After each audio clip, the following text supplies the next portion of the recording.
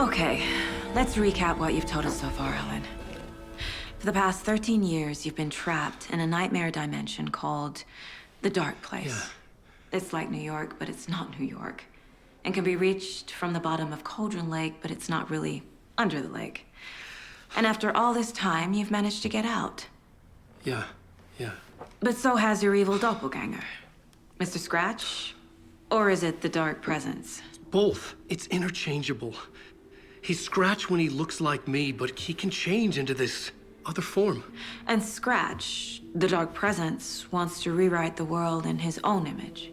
Which would be in your image, as he looks just like you. And turn the world into a fucking nightmare. During Deerfest, which is scheduled to take place in a couple of days. You got out of the Dark Place by writing a novel, the pages we've been finding. But your double edited it into a horror story that's now changing reality, taking over people, making them crazy, bringing the Dark Place to Bright Falls. Yes, fiction coming in contact with the Dark Place can change reality. The story is coming true, soaking into everything like darkness when night falls. But last time it... This will be back in 2010. Yes, last time it didn't happen all at once. The story came true bit by bit as it unfolded. And that dark presence was still bound to the lake. I stopped it before it got the ending it wanted. Before it broke free. Based on that, there's still time. Which brings us to your magical light switch. The clicker. Magical doesn't quite cover it. Scratch wants it to bring about his ending. That can't happen. If I can get the clicker, I can send him back to the Dark Place, make all this shit go away.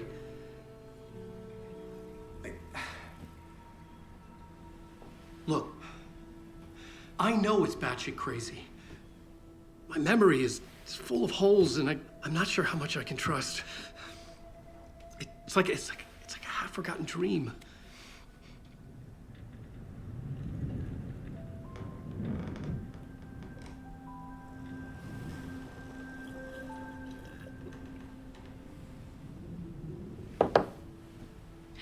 Mr. Wake, Alan, we've seen our share of batshit crazy in the past 24 hours. What I want to know is, why am I? Why are we written into the story? I think I saw you. Or a vision of you in the Dark Place. I think you helped me reach out and escape somehow. With that in the story, Scratch would have edited it to get to you. To hurt you. We are all in danger.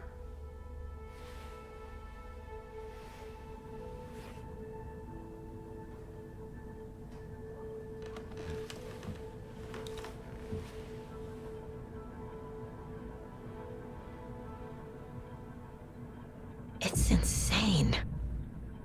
And there's so much of it.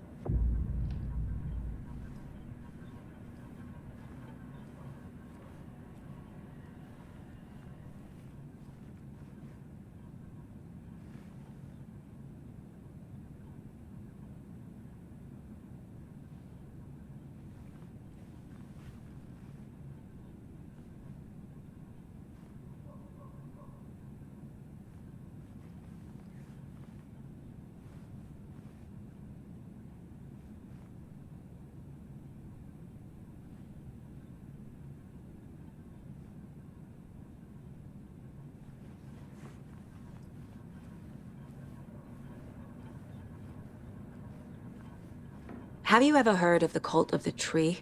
Creepy bunch. In the habit of wearing deer masks, performing murder rituals, victims turning into monsters possessed by darkness.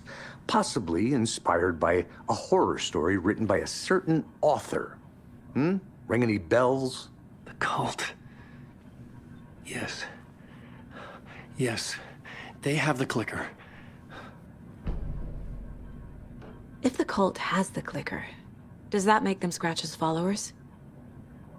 How are you so certain they even have the clicker? They could be working for Scratch.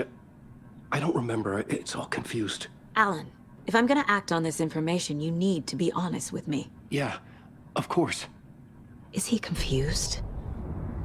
Or is he hiding something?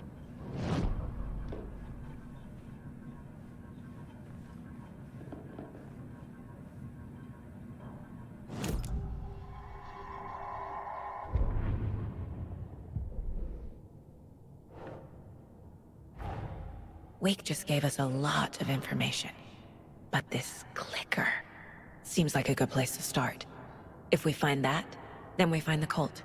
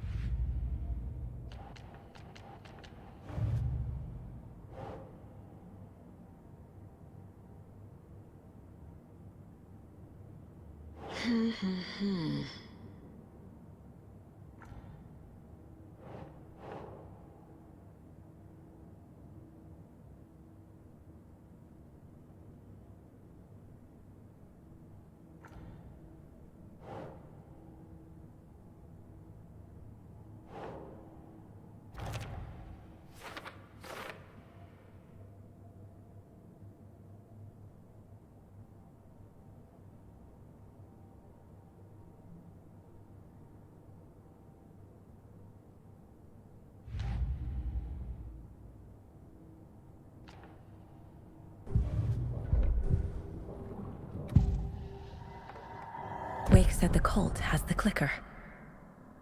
How does he know? The writer is the reader. The next chapter, the next chapter, the next chapter. Keep the pages safe, the dark shining of the words. Wake is hiding pages. That's how he knows the cult has the clicker. Wake has a double. Mr. Scratch. Where is he now? A cloud of wrath wears my face. The dark place in your place. Scratching out my body of work. Scratch is here. In Washington. He's hunting Wake. Scratch looks just like Wake. Why? Don't wake up the dreamer if your life is a dream. I swam to the shore, but the water is rising. Wake and Scratch are clearly connected. Maybe Scratch got out because Wake did. Or vice versa.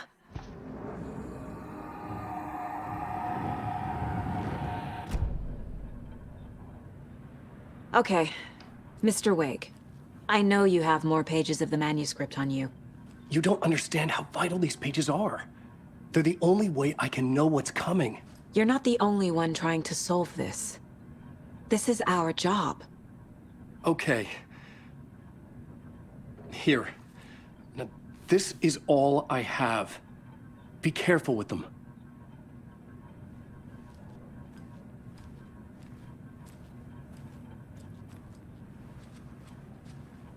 Inside the trailer, at the outskirts of Watery, Saga had seen Wake's fabled clicker for the first time, in the hands of the Cult of the Tree. A cultist stared at her. She drew her weapon. Standing inside the trailer, at the outskirts of Watery, Saga had seen Wake's fabled clicker for the first time, in the hands of the Cult of the Tree. Her mind reeled from what the horror story was now claiming about her. Her life, her past. She didn't accept it. She stepped out of the trailer. She needed air. But she wasn't alone. A cultist stared at her from behind a deer mask. She drew her weapon, shouted, ran after him.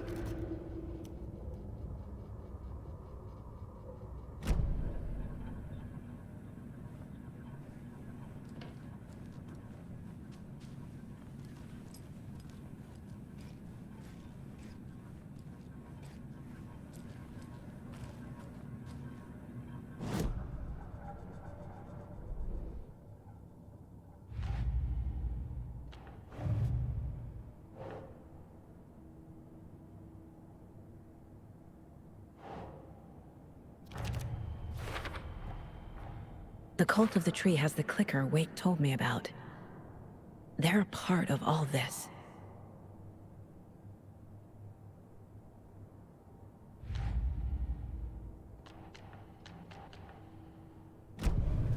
It's all on the page. The clicker, the cult. Okay, I'll head to Watery and find this trailer. Casey, you stay here and keep an eye on Mr. Wake. Got it.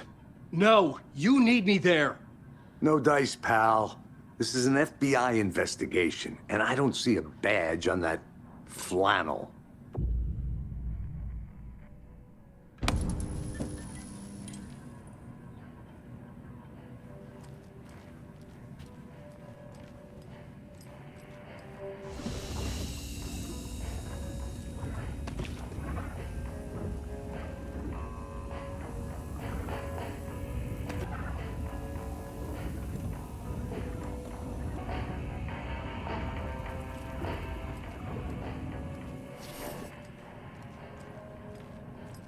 You wrote these pages in the dark place.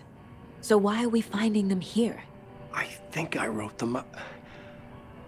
I remember writing an endless amount of pages, but when this happened before, the pages were being sent from the dark place to help me.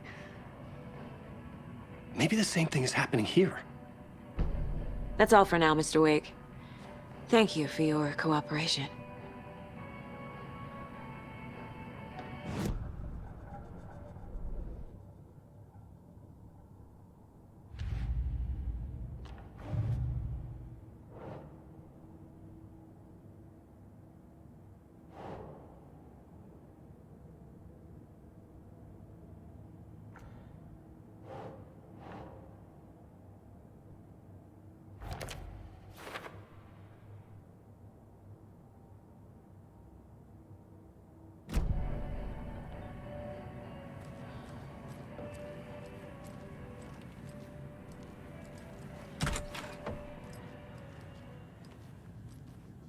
Only one who understands the forces behind this. I can help you.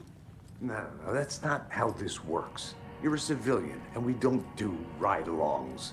And if Scratch is after you, then so is the cult. We don't know who we can trust here.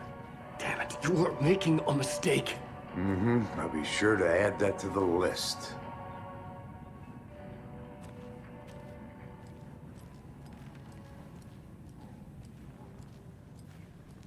Hi, welcome.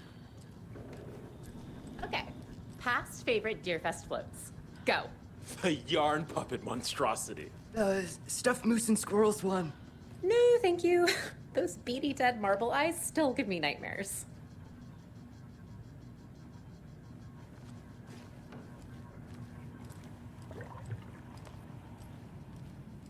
Hello, and welcome to Coffee World, voted Washington's best coffee-themed amusement park. All of our attractions are family-friendly and available to children of all ages, just like our coffee.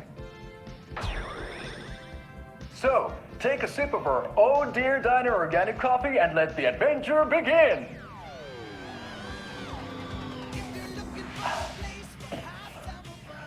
Hold on for dear life on the Espresso Express! Oh! Soak in some local history at the Huotari Well, where two serial killers once hid the disemboweled bodies of their murder victims. It's not haunted. No. Come join Mocha Moose and the goats at our amusement park petting zoo. Just don't share your coffee with the goats. Seriously, stop feeding our goats coffee. Seriously. It's not amusing. Take in amazing views from the Slow Roaster Ferris wheel. I can almost see the Watery Lighthouse trailer park. This is so much fun! And finish off at our beautiful gift shop where seniors and children under 10 receive a 9% discount on keychains and propane tanks. Welcome to Coffee World. We guarantee you'll jaw a great time.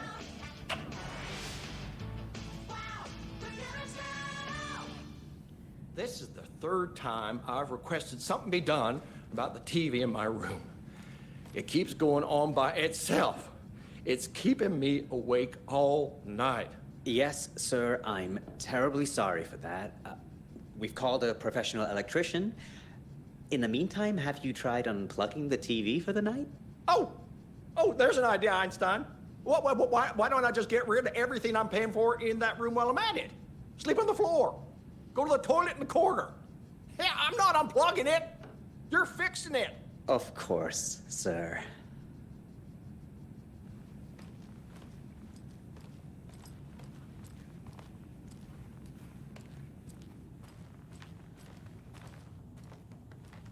You're back with Pat Maine, and we've got a very special guest today on the program. It's artisan cuckoo clock designer Terry Feldman. Terry, how are we today? Hey there, Pat. Doing just fine. I'm a super big fan of the show. What a treat to be on with you today. Oh, the pleasure's all mine, Terry. Now, I hear you're doing something special for Deerfest. Tell us about that. Yeah, I'm crafting a selection of custom basswood cuckoo clocks, but the real special sauce is when it's cuckoo time and you're expecting a bird to pop out for a chirp. Out comes a big old deer. Well, that's just neat. Yeah, it's pretty neat. Real neat. That's gonna have the tourists tickled pink. And I hear you're selling these at the Sunday market. So make sure to say hello to Wendy Davis from our sponsor, Davis Family Beef Jerky, while you're there, all right? Terry, you still there? Yeah, still here. I'm just... Geez, Pat, I'm sorry to tell you this. I thought you heard Wendy's dead. Oh, boy. That's a strange joke you're playing there, Terry. No, it's... I'm sorry, Pat. You know all that FBI business. Wendy was one of those bodies they found. Well, that's just not possible, Terry. Wendy stopped by this morning with 3 flavors of beef jerky. She brought me the smoked hickory and the teriyaki and then what was that other one? I'm real sorry, Pat. What was that other one? She was just talking about this just hours ago. Smoked hickory, teriyaki, and... Hickory teriyaki! Thanks, Tapio. It's just a bit of a strange joke, Terry. Did Yako and Elmo put you up to this? Pat. Well, somebody's having a laugh over this little prank, I'm sure. Terry, thank you so much for your time. Can't wait to see those Deerfest cuckoos at the market. Wendy will be there with her beef jerky as always, and we'll be back after this.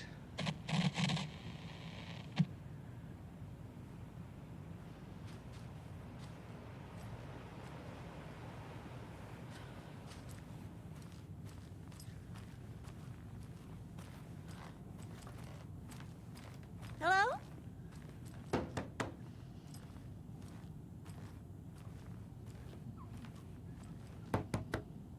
Hello?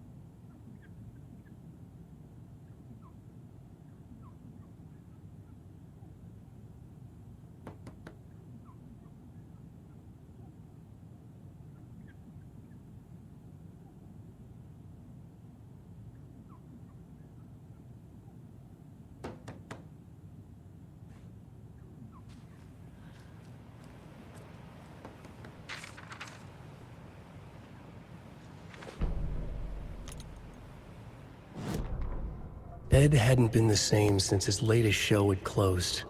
This wasn't the first time one of his productions had shuttered early. Scathing social commentary in a one-act play wasn't exactly filling seats. When Tammy told him she was taking a research trip to Bright Falls, he decided to tag along. Ed told her he wanted to find inspiration. Really, he just wanted a break from the city. But it was true that he certainly needed to find something. A voice, a direction, an idea, something authentic to himself. Ed knew he couldn't keep using Tammy's money to fund his playwriting. After the argument with Tammy, Ed stormed out of the diner and drove their rental car back to Cauldron Lake to prove a point. Now standing in the dark woods, the sun hidden by the trees, Ed wished he could remember what that point was. Something about masculinity. He cursed at himself and turned to go. Suddenly, he was blinded by a light in his face. Voices shouted and hands pushed him to the ground. Ed struggled, in vain.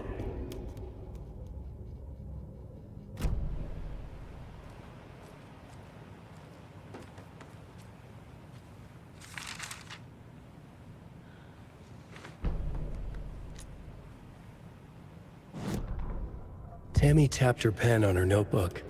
Alan Wake had ridden this same ferry into town when he arrived. This was his entry into Bright Falls. His first steps across the threshold. She wrote that down. She always found it helpful to walk in the victim's shoes, do what they did, see what they saw. It added great color to the book. Tammy felt raindrops on her face. God, again? She pulled up her hood. The rain just kept coming. She missed New York. So far, this hadn't been the simple research trip she pictured. First the incident at the lake, then the fight with Ed. It's not surprising tempers got hot. They were both on edge after what had happened. Tammy had said some things she regretted. She looked out over the harbor. A chill passed through her. She hoped Ed wouldn't do anything stupid.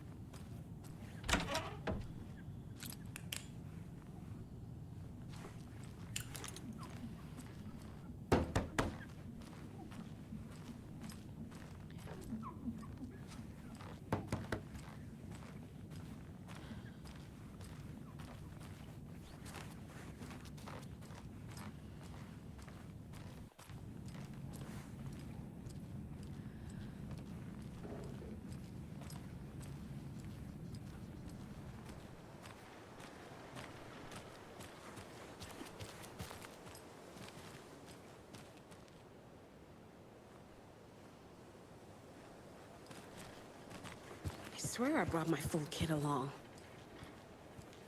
Jules, you didn't forget to pack the EMF reader, did you? Why would I pack your gear? I've got my own to worry about. Great. Now how am I supposed to measure the energy signatures emitted by paranormal manifestations?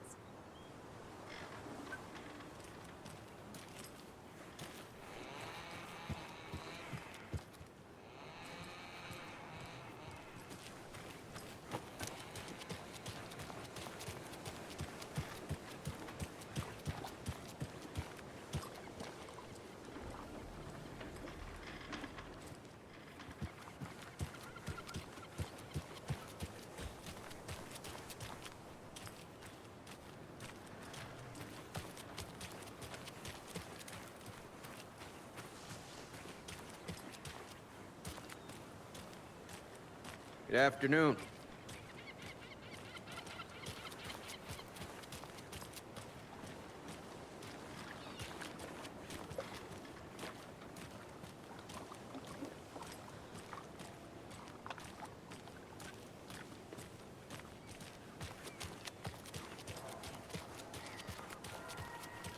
See you around.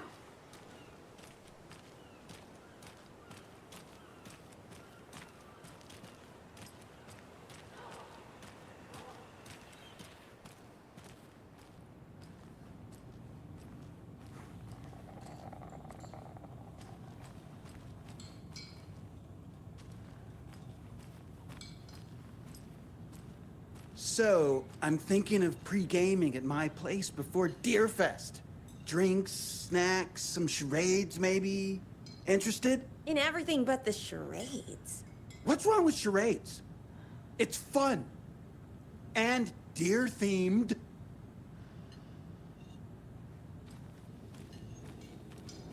Hello. Welcome to the Oh Dear Diner. I recommend a slice of pie with some coffee. You can't go wrong with that.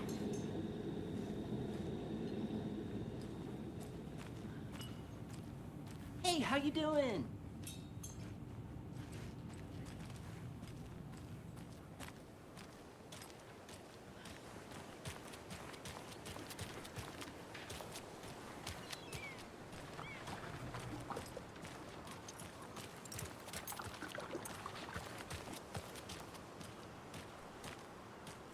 Take it easy.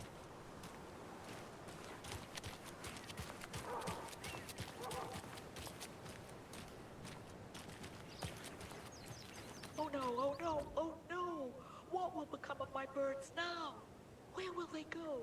Who will feed them? Fly away, find a happier place. Go while you still can.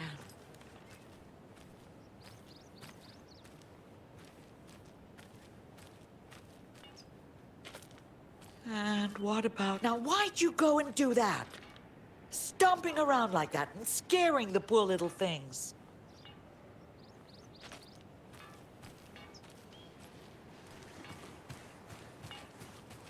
And another lunchbox.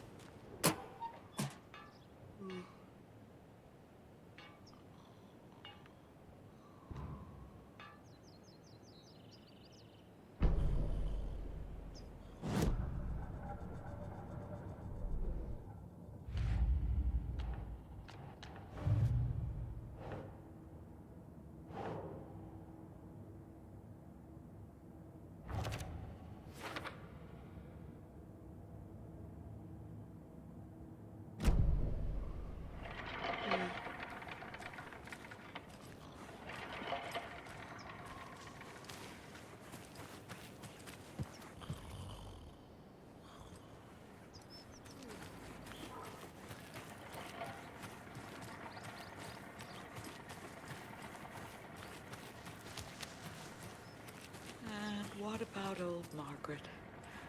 Where will I go? Who will I look after when all my little friends are gone?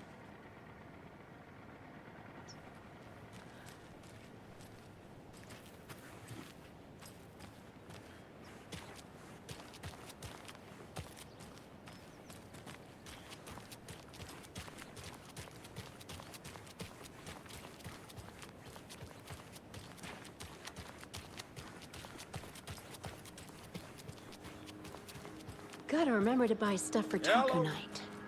Hot sauce, extra hot. Show Pete who's who. Yeah. Watch out for the Deerfest prep work.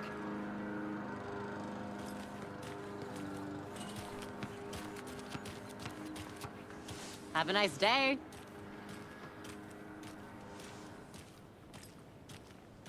And that wraps up my list of favorite park benches in Bright Falls. And now, I just want to clear something up from our last broadcast.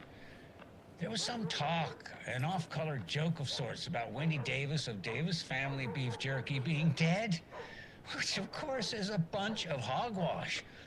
So I'm gonna give our dear friend Wendy a call so we can put an end to these silly rumors. And, oh, it looks like we already have her on the phone line. Wendy, hello. Hi there, Pat. That's not Wendy. No, this is Jim Figamore. Remember, we were going to do the announcement today. Oh, was that today? Listeners, we have Jim Figamore with us and the director of the Bright Falls Community Theater, And I'm here to announce that the theater will be losing one of its most dignified thespians as I, Jim Figamore, will be running for mayor. Hold for applause. Well, that's quite an announcement, Jim. Just let me find my notes here. I have some questions written down for you. The real question is what happened to this town. Bright Falls used to draw in thousands of tourists with its vibrant art scene and impressive bird feeders. And what's our reputation now? Haunted Bright Falls. Spooky Bright Falls. The world is laughing at us. And now all this business with the FBI? We need a mayor who can turn this town's reputation around. And nobody knows more about the role of mayor than I do. I played one in the theatrical production of Fiorillo, to glowing reviews by Coffee World magazine. Mayor Setter is a joke. And you know what? I hear he kills cats. There. I said it. Now, Jim, this is a family show. Ah, I found my notes here, so why don't we pivot to some questions? First question, what exactly goes into that delicious beef jerky? Right, it looks like these are my questions for Wendy Davis of Davis Family Beef Jerky. The only jerk I care about is Mayor Setter. Our future's at stake. Pets are being murdered. And it's time for a change. Jim Figamore for mayor. That concludes our program today. Oh, I actually had more to... Jim Figamore and Pat Maine signing off.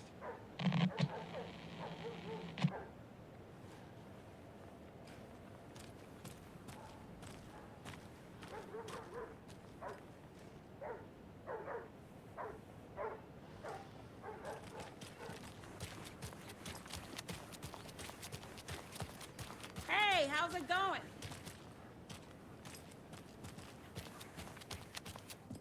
How many times do I have to tell you? She's gone missing. Are you sure she's not just avoiding your calls? Why would she do that? I'm a lovely person.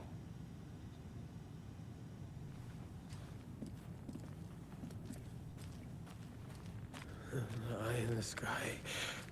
I don't like it. It's staring at me.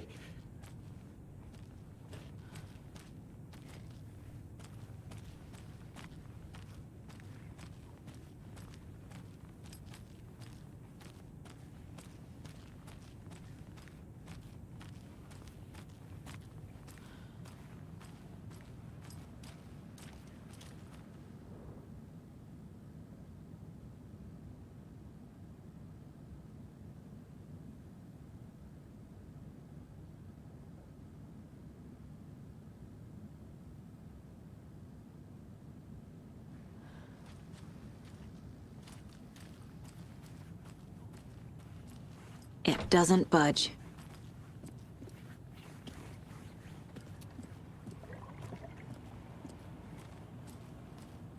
Mulligan and Thornton told everyone to stay out of the basement. And now, they're nowhere to be found. I bet they're just trying to get out of work. Let's not assume the worst of our colleagues. Yeah, God forbid.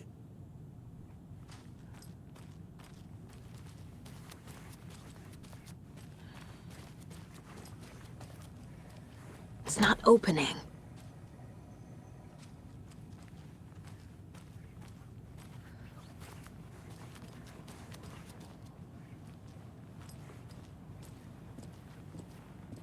Make sure to write down that he's never done this before. He always comes home right after work, or at least calls to let me know he'll be late.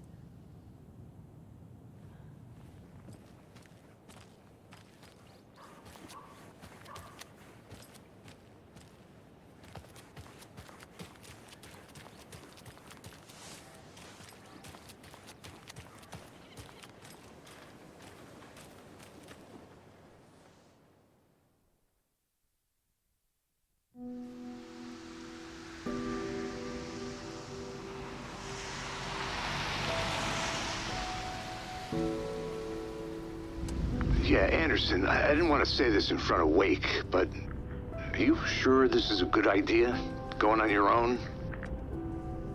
Assuming we believe the page, I need to check this out. We need to find the cult. Anyone we meet here could be a member. And this Scratch guy. The evil doppelganger? Must be true, or else this guy can't write for shit. The quality of his writing aside, if this page turns out to be true like the rest have, this could be a breakthrough. We might solve this thing before backup even arrives. Yeah, but they're taking their time, so just be careful out there. Meanwhile, I think me and Wake will have a chat. Maybe I can shake something loose. Okay. But remember what happened with the salt shaker? Yeah, real funny.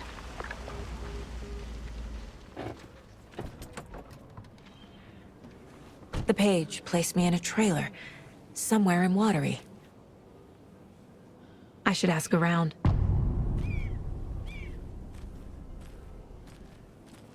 A vote for Mayor Setter is a vote for everyone.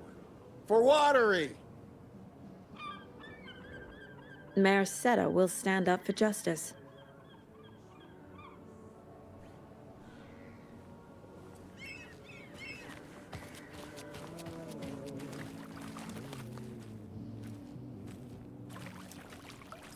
Hey, where's the time gone?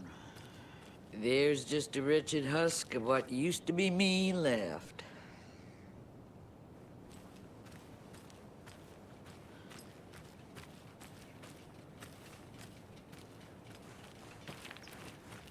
Watery's definitely quaint.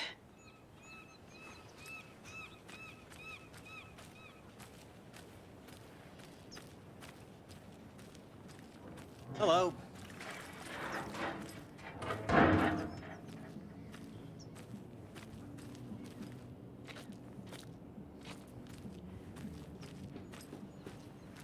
I bet they have good fish here.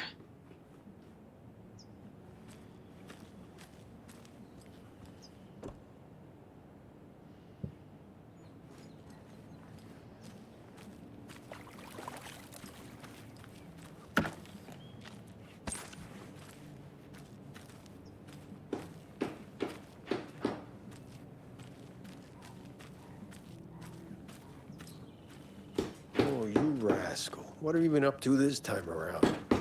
There's only so many times I can keep fixing the same hole.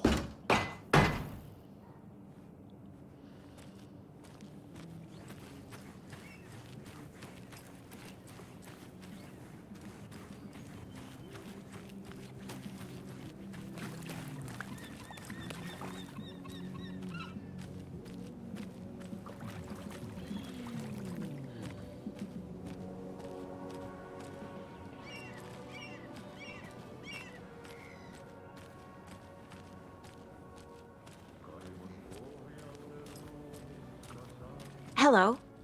Do you have a second? Ah, long time and no see, Miss Anderson. Thor and Odin are not here. They are old tricksters always sneaking off. Sorry. No, I wanted to ask you about something else. Can you point me to any trailers around here? Sure. Watery Lighthouse Trailer Park. Ilmo Koskela owns it. Owns many things in town. And where is Ilmo? I saw Ilmo and his brother at the bridge.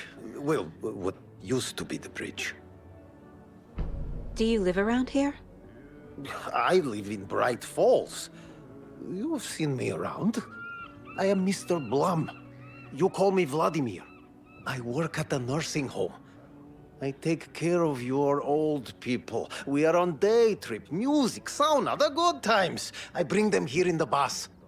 The elderly are very important. And it's a very nice bus. Thanks. See you around.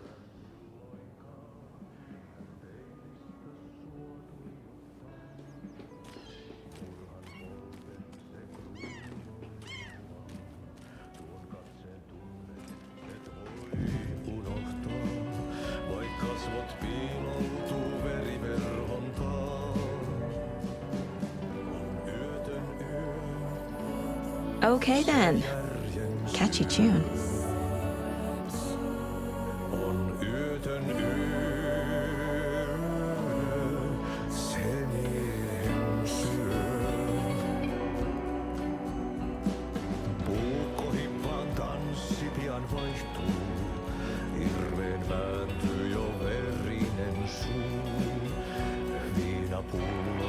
Excuse me. Do you know where... Hush! Artie's in the middle of the show. I wonder if I'm the first FBI agent to ever get shushed.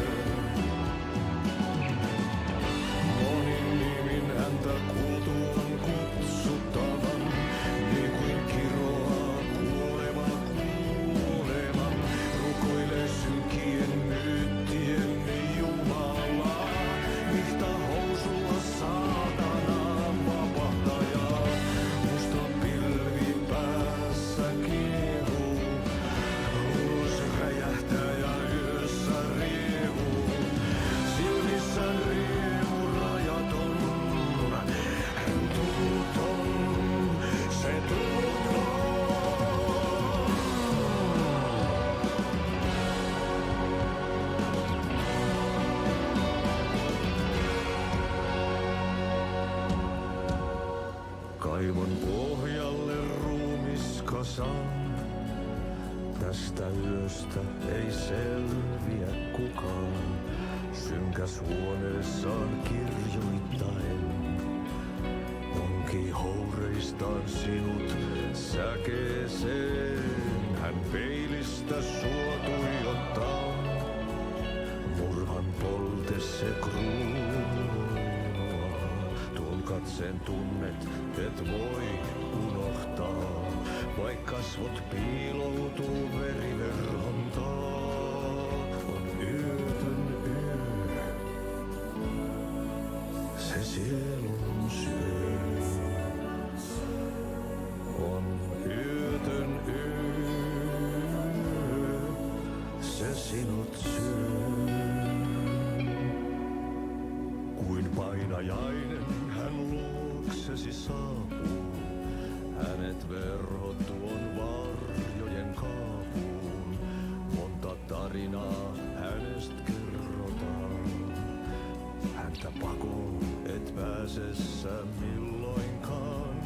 Hän peilistä sua tuijottaa. Murhan polte se kruunoi mua. Tuon katseen tunnet et voi unohtaa. Vaik kasvot piiloutuu veriverhon taa. On yötön yö, se järjen syö. On yötön yö, se miehen syö. Puukkohippaan tanssi pian vaihtuu. Hirveen vääntyy jo verinen suu. Viinapullosta korkki hukataan. Tupen rapinan vain kuulee korvissaan. On yötön yö, se valon syö. On yötön yö, se toivon syö. On yötön yö,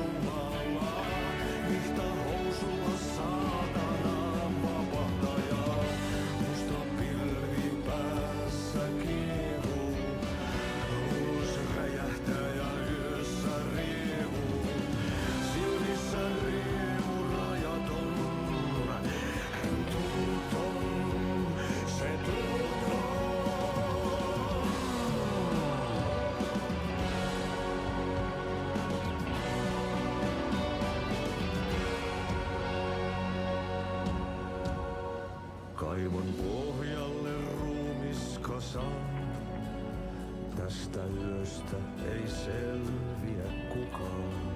Synkäs huoneessaan kirjoittain.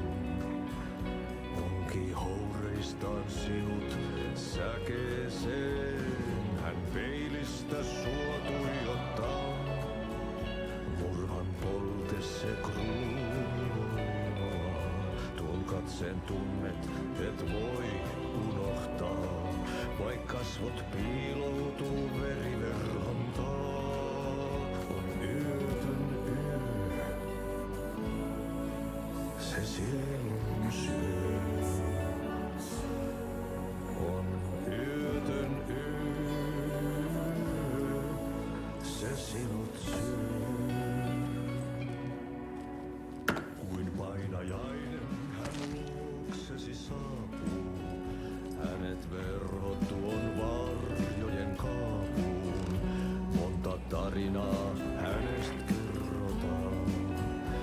Häntä pakoon et pääsessä milloinkaan. Hän peilistä sua tuijottaa. Murhan polte se kruunoi mua. Tuon katseen tunnet et voi unohtaa. Vaik kasvot piiloutuu veriverhon taa. On yötön yö, se järjen syö. On yötön yö, se miehen syö.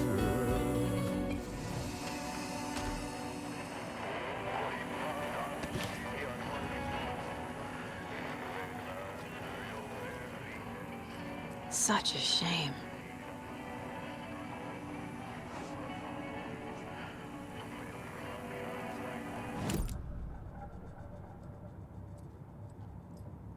Seven remaining.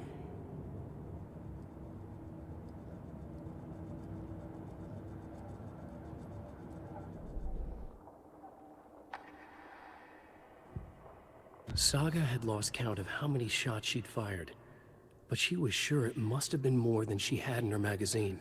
And yet, she'd not run out of ammo. As if the magazine had grown to fit more bullets. She fired again.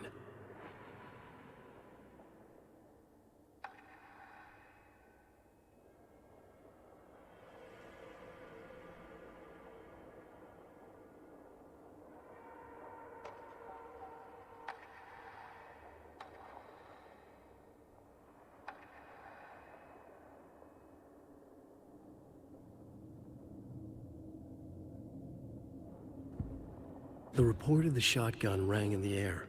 The enemy fell. Saga felt a surge of new energy. She'd been dead tired before, but was ready for more now. She would get through this. She continued on,